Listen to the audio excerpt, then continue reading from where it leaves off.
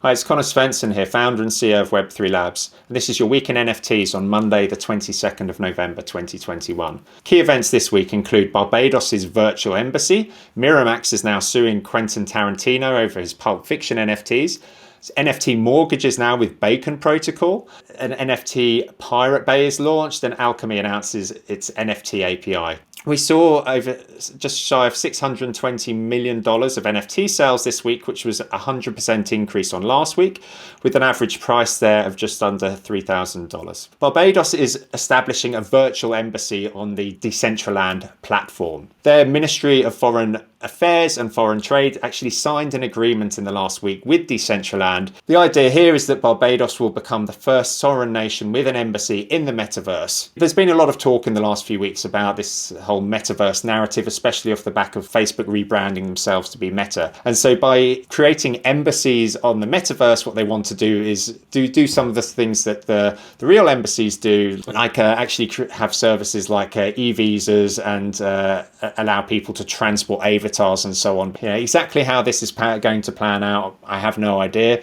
But it's great to see that someone's sort of taking that leap of faith and actually got some bold ambitions with respect to establishing a place in the metaverse. Quentin Tarantino, we spoke recently about his Pulp Fiction NFTs, and unfortunately this seems to have backfired because Miramax is actually suing him as a result of this, because they're saying that he's not allowed to produce NFT collectibles based on the film because they own the rights there. Yeah, it's a bit precarious, this, because NFTs are an asset class, of course, that has appeared in the years following Pulp Fiction. So it's unlikely there would have been any explicit wording around them, but exactly how they're treated from a legal perspective and ownership perspective will sit, of course, at the heart of this case there. And so, either way, though, it doesn't look good on either person there. I mean, I'm sure lots of people were really eager to get hold of these NFTs, but Miramax throwing this spanner in the works is not going to be helpful for anyone. But of course, they're looking to protect their lucrative bottom line with this. Multi-Chain have announced that they're going to support NFTs as well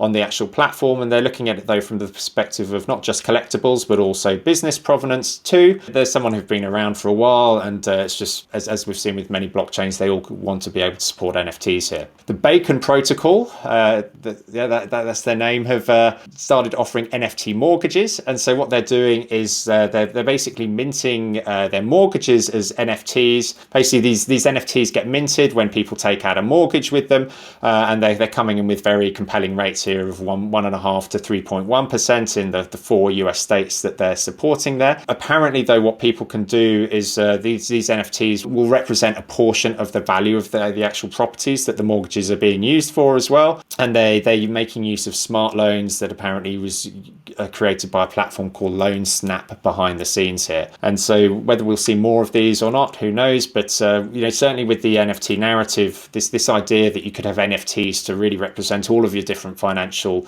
arrangements that you have in place kind of seemed logical. So imagine, like with subscriptions you have for services, down the line maybe you'll have NFTs to show that you have subscriptions in place with those.